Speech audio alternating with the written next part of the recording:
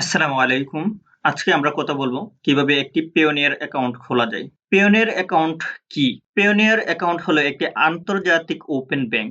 যেকোনো দেশ থেকে এই ব্যাংকের অ্যাকাউন্ট খুলে লেনদেন করা যায়। কারা পেওনিয়ার অ্যাকাউন্ট খুলতে পারবে? বিশ্বের যে কেউ পেওনিয়ার অ্যাকাউন্ট খুলতে পারবে, তবে তাকে তার পরিচয় প্রমাণের জন্য জাতীয় পরিচয়পত্র প্রদান করতে হবে। বাংলাদেশে যারা ভোটার হয়েছেন বা যাদের এনআইডি কার্ড আছে তারা সহজেই পেওনিয়ার অ্যাকাউন্ট খুলতে পারবেন। অ্যাকাউন্ট খুলতে কি কি লাগে? পেওনিয়ার অ্যাকাউন্ট খুলতে কিছু ডকুমেন্টস প্রয়োজন হবে, যেমন জাতীয় পরিচয়পত্র, পাসপোর্ট কিংবা ড্রাইভিং লাইসেন্স এর যে কোনো একটি হলে চলবে। তবে দেখে নেওয়া যাক কিভাবে একটি পেওনিয়ার অ্যাকাউন্ট খোলা যায়।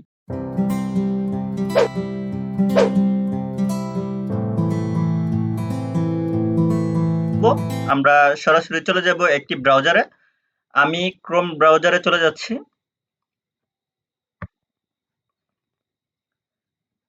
ক্রোম ব্রাউজারে গিয়ে আমরা গুগলে চলে যাব। গুগলে আসার পর আমরা এখানে টাইপ করব পেওনিয়ার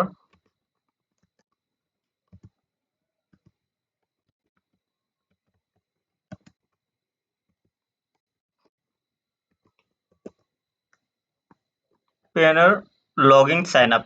এই যে এটাতে ক্লিক করবেন। তারপরে উপরের যে ওয়েবসাইটে দেখতে পাচ্ছি এটাতে ক্লিক করবেন। ক্লিক করার পর আমরা আমাদের যেহেতু এখানে কোনো অ্যাকাউন্ট নেই, সেক্ষেত্রে এখানে আমাদের রেজিস্টারে দিতে হবে। রেজিস্টারে ক্লিক করব আমরা।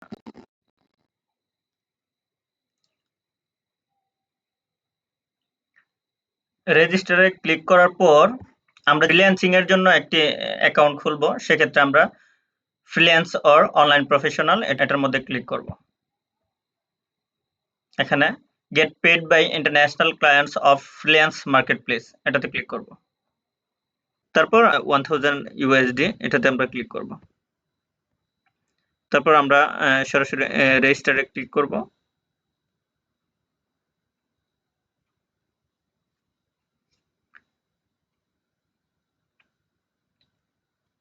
রেজিস্টারে ক্লিক করার পর এরকম একটি ইন্টারফেস দেখতে পাবেন।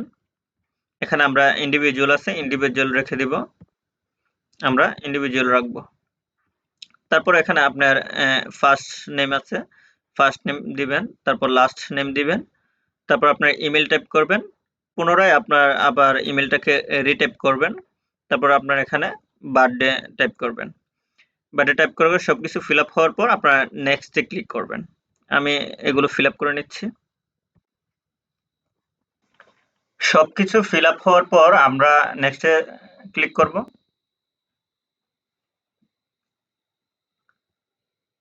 তারপর আমরা কন্টেন্ট ডিটেলসে আসবো। আসার পর আমরা এখানে বাংলাদেশ সিলেক্ট আছে, এটা রেখে দেব। তারপর এখানে আমরা আমাদের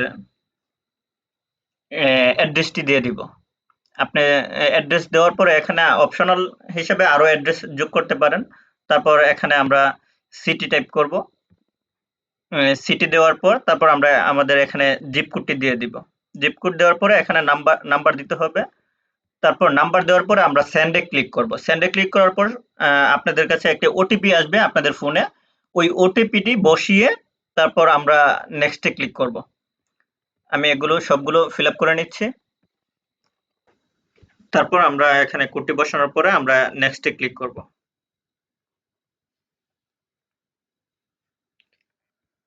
নেক্সটে ক্লিক করার পর আমরা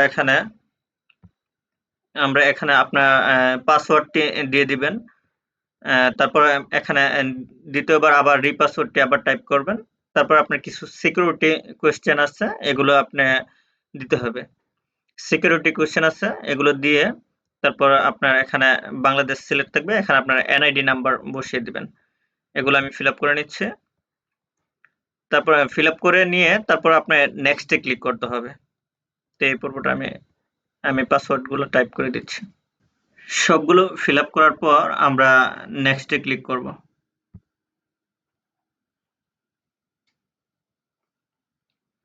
আমার অ্যাকাউন্টটি অলমোস্ট ডান। তো এখানে আমরা সর্বপ্রথম এখানে আমাদের বাংলাদেশ সিলেক্ট থাকবে। এখানে বাংলাদেশ সিলেক্ট থাকবে।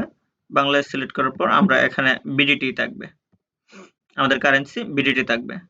এখানে আমাদের একটি ব্যাংকের একটি অ্যাকাউন্ট অ্যাড করে নেব। আমরা যে ব্যাংকে করব, ব্যাংকের নাম দেব। এখানে আমরা ব্যাংকের নাম দেব। নাম দেওয়ার পর এখানে আমরা ব্রাঞ্চ নেম দিব। ব্রাঞ্চ নেম দেওয়ার পরে এখানে অ্যাকাউন্ট হোল্ডার নেম থাকবে অটোমেটিক্যালি। তারপর এখানে আমরা অ্যাকাউন্ট নাম্বারটি দিয়ে দিব। ব্যাংকের যে অ্যাকাউন্ট নাম্বারটি আছে ওইটা দিয়ে দিব। আর এখানে যে আইডিটি আছে এই আইডি হবে যে আপনার ন্যাশনাল আইডি কার্ডের যে নম্বরটি আছে এটি বসিয়ে দিবেন। তারপর আমরা এখানে দুটোটি এগ্রি দিয়ে আমরা সাবমিট করব। এগুলো আমি ফিল আপ করে নিচ্ছি, তারপর আমি সাবমিট করব। সবকিছু ফিল আপ হওয়ার পর আমরা দুটোটিতে এগ্রি দিয়ে দিব, তারপর আমরা সাবমিটে ক্লিক করব।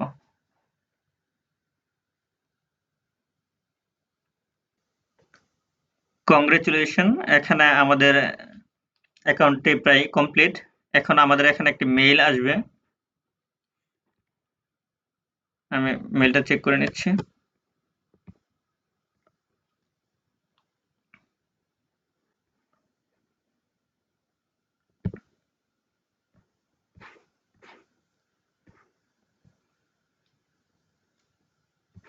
পরবর্তী আমরা এটা লগইন করতে পারবো। আমরা আমাদের এখানে তারা 3 বিজনেস ডে এর মধ্যে আমাদের অ্যাকাউন্টটি সম্পূর্ণভাবে অ্যাপ্রুভ করে দিবে।